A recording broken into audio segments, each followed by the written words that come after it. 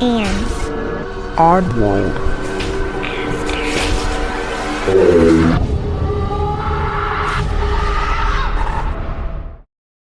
Hey oddballs, I'm your host Jensen, and welcome to episode 121.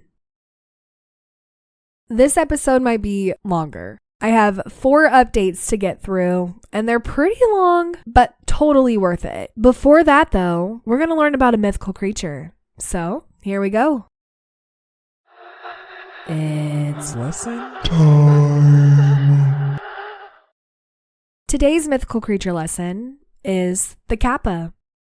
These mythological creatures from Japanese mythology have a unique look.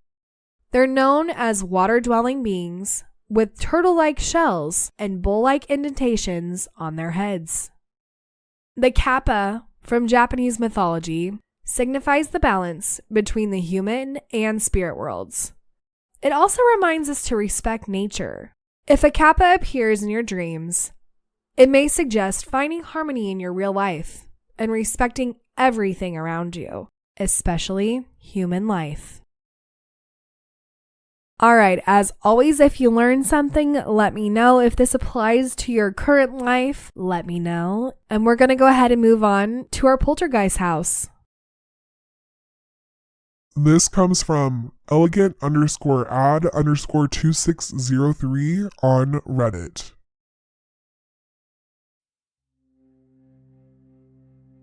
First off, thanks for allowing me to post here, and the messages I've gotten have been encouraging to know that I'm not insane. It seems my neighborhood is better known than I thought, especially in Texas. And just FYI, this could be another long one. So, I feel our wave of oddities hasn't ended here, oddly enough. We acknowledge something is here, and after that, it's been off to the races. I still try to debunk or think rational about things I think is odd. And I also have to admit, I am now hyper aware of things. I'm not scared, but I am on guard because it seems the most happens around me and the kids.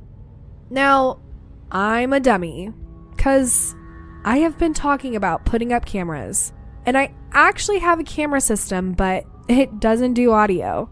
And lately, sounds have definitely ramped up.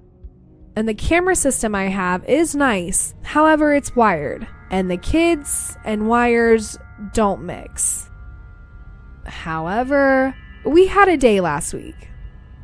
I wish I had just gone ahead and bought wireless cameras. This update starts on Friday night. For context, my nighttime ritual is to usually stay in my son's room till he falls asleep. And then after he goes to sleep, I'll get up, crack his door so I can hear him cry at night, and meet my wife and daughter in our bedroom. Usually by this time, my daughter is asleep, and I'll carry her to bed and crack the door.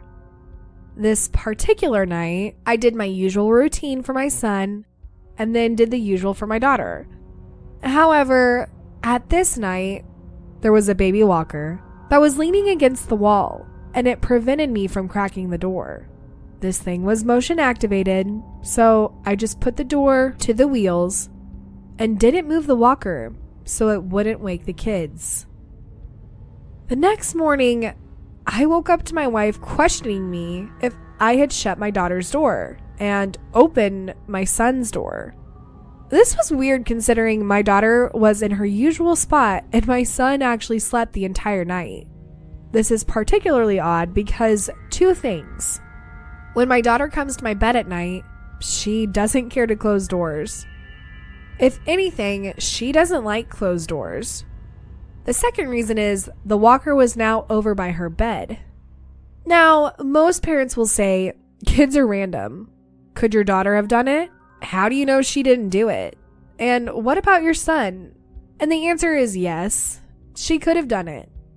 But her being a creature of habit and with autism almost ensures she didn't do it for a 3-year-old girl who is methodical in everything she does. Plus, I'm a night owl. 9 times out of 10, I see her leave her room for mine. and usually the door flies open, and she's running for my bed. She takes the time to stop for nothing. She would rather trip over it and keep on running than stop and go around the object. That same morning, I was lazy in my son's room as he plays. We have his toys and then a tall tower fan. I came in, turned it on, laid on the ground bed, and watched my son play. Now this fan is old, like over 15 years old. The damn thing only works if the cord is in a certain way.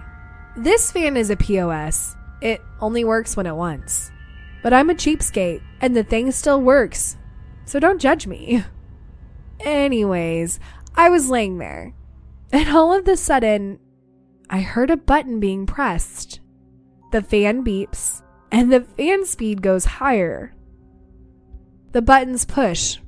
Okay, it doesn't mean the fan will work.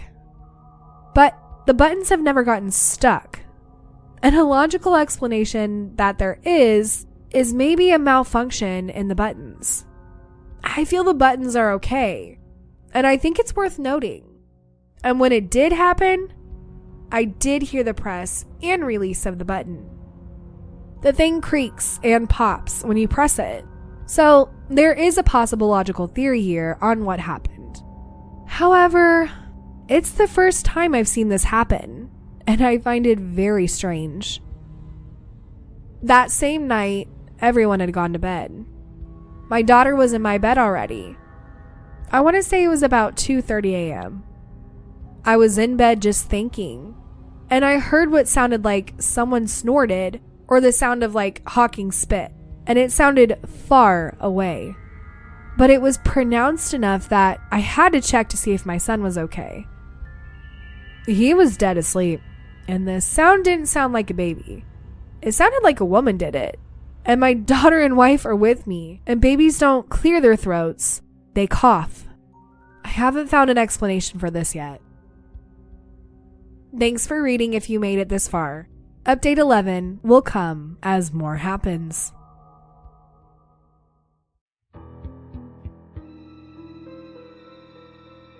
Here's some context for new readers, and a recap for anyone who's already been reading.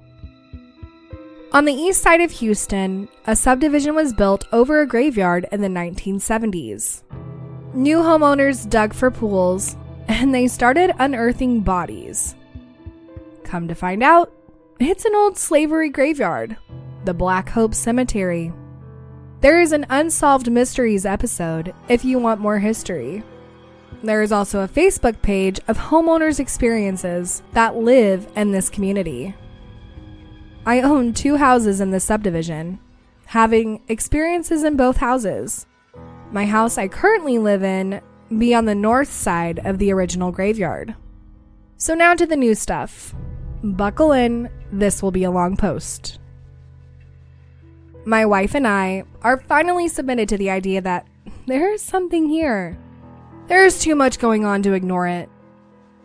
My wife has put the picture that was in the last post of what looks like someone standing outside my son's room on Facebook, and it gained a lot of traction, even catching the eye of a reputable ghost investigation group. We had a preliminary investigation, which proved to be an interesting experience. The investigator put a REM pod, some light-up crystals that only work with energy. No idea what they are or how they work. All she said is that they don't light up when she touches them. It has to be some kind of energy.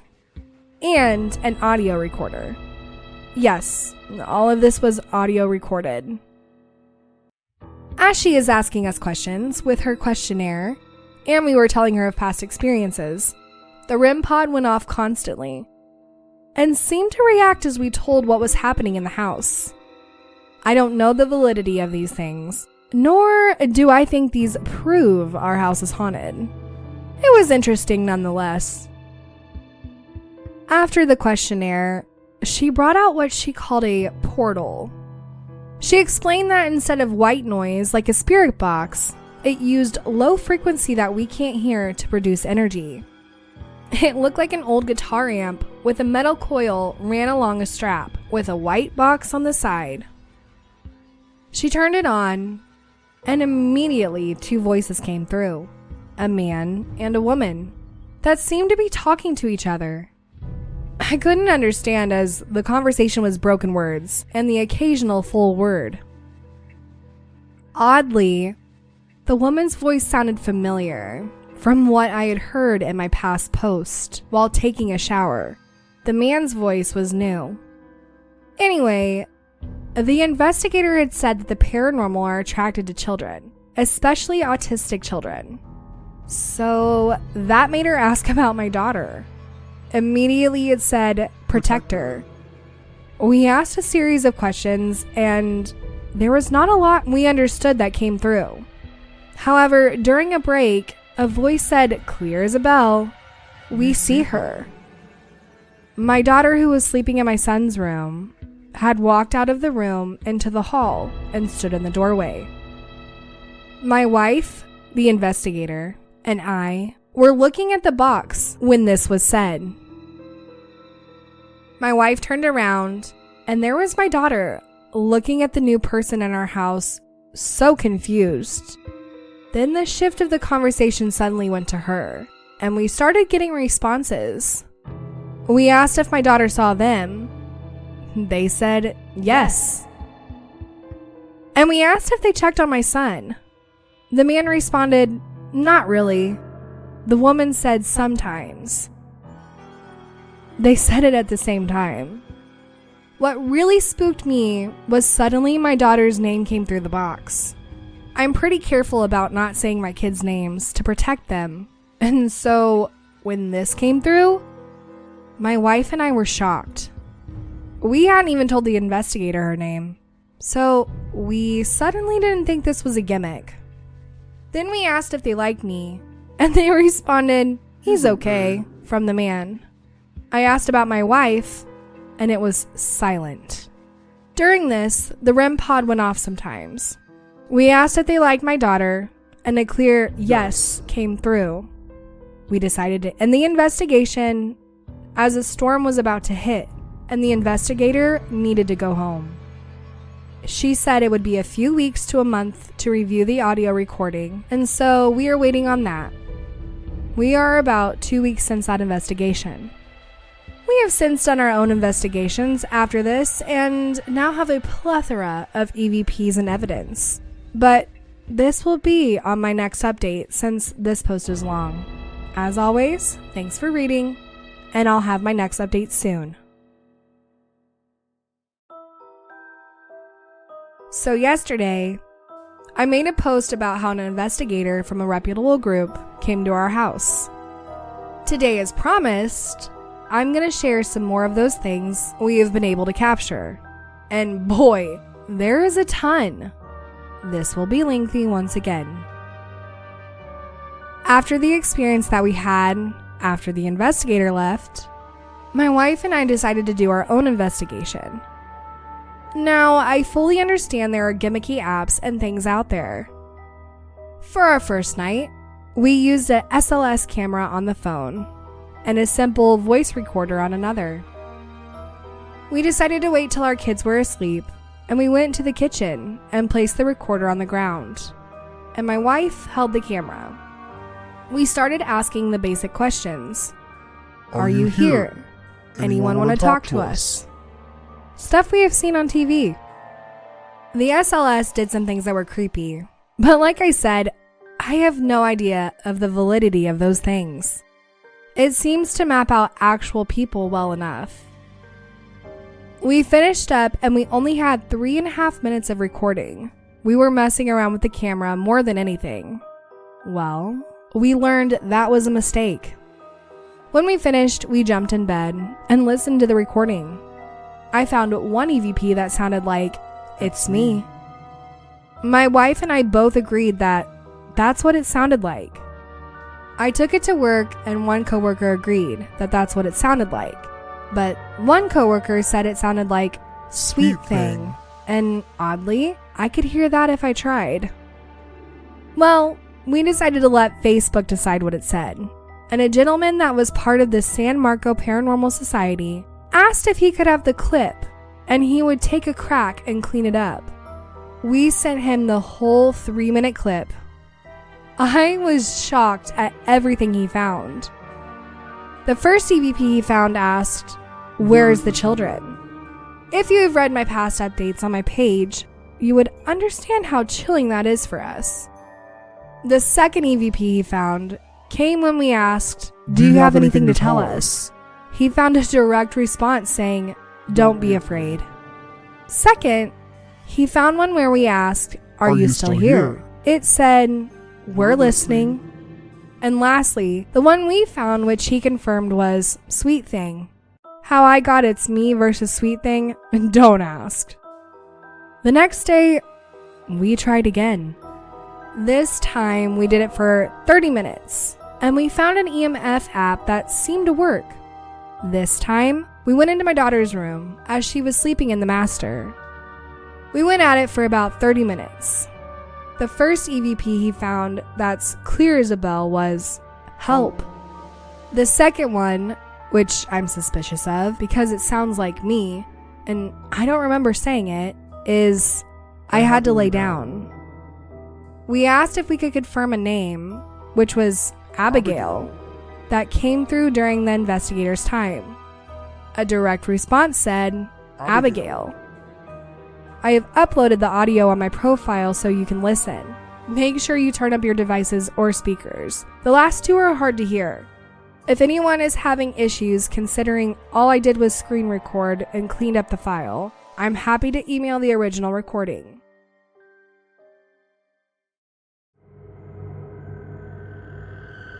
About a month ago, we let an investigator do what they called a mini investigation on my house. I had been warned that this could slow down activity or ramp it up. Well, it definitely ramped it up. We went from 2 noticeable events a month to now 2 or 3 a week, and we get a ton of EVPs. We have another clip that's currently under review, and in a 16-minute clip, we are being told that there are at least 5 or 6 notable EVPs. I'll post the new EVPs when we get them. I don't have the skill set to find EVPs, so we have reached out for help from local paranormal groups. Also, whatever is here is getting bolder. Things are moving. We are hearing more footsteps and noises. Things I can't blame on the dog or kids. As you have seen in past posts, I try to be skeptical of all things around me. But lately, since things have ramped up, and I'm hearing all these EVPs, it has me on edge. Like I've said in past posts, we've never felt threatened, nor has anyone else that has entered the house. But I'm always wondering what's next. This past weekend, we had a very unusual experience. We had, which feels weird me saying, the usual activity. We had a baby bottle get dragged on the floor a little bit. We know this because the bottle that my 2-year-old son likes annoyingly leaks, so it will form a ring around the bottom. One night, once again, I was waiting for my son to sleep. I heard something move. I look up to see nothing disturbed. I disregarded it as maybe I kicked a toy or something. My son falls asleep, and I go to retrieve his ball off the ground, and I see a drag mark in the freshly leaked milk. That same night, my wife saw a black shadow shoot across my daughter's room. But Thursday and Saturday of last week were extremely unusual. Thursday night, we had a friend come over, and he had heard the history of the land, and so he brought over a spirit box, balls with little lights in them, a recorder, and an EMF detector. Ironically, not a lot happened that night, and he was about to give up. We were in the kitchen talking, and he suddenly looked past me to a window that looked to my backyard. He told me that he noticed a reflection, but thought it could have been my kids. But then he saw it again, and my daughter was being lazy on an ottoman in the living room, and I was holding my son. He described seeing an arm, child height, going into my daughter's room. I attempted to imitate what he saw and if there was any explanation. The only light source was the TV that was reflecting off the wall. This TV was on the same side of the door, and so it was reflecting light off the wall opposite, which could have been seen from the kitchen via the reflection of the window in the living room. He thought it could have been a reflection of the events on the TV. However, the wall the TV was reflecting off was a matte finish, so all the details would be absorbed, and the reflection was of a single dominant color and varied brightness. So details would be impossible. Plus, the height he explained made it even harder, since what he saw was lower than the actual reflection of the TV on the wall. Saturday night. Once again, I was waiting for my son to fall asleep. I was laying on his mat with my head against the wall as I played a game. He had just fallen asleep, and I usually hang out about 10 minutes, just in case he wakes up. It had been a couple of minutes, and I heard what sounded like a plastic base getting rocked back and forth. I thought it was the fan getting caught on itself, and for shits and giggles, I opened my EMF app on my phone. I found an app that seems pretty accurate. It will respond if I get near appliances or TVs. I won't say it's 100% accurate, but it seems like it works. Anyways, I noticed it was reading high level, and I was sitting in the center of the room where there was nothing electronic. So I texted my wife, and she comes in. Her first question is, "Why is it so cold in here?" I personally hadn't noticed. I'm a chubby dude, so I don't pay attention as much as my wife. She's slender and will get cold easier. I could see goosebumps on my wife's arms and legs. This is odd considering my kids' rooms are usually a little warmer than the other rooms in the house. We were just grabbing the thermometer when the EMF went back to normal, and my wife said the temperature went back to normal. We started an EVP session, starting in my son's room, then the kitchen, then my daughter's room. We had thought whatever had happened was done. So during the recording, you could hear my wife and I talking normally. However, we didn't know what we were catching.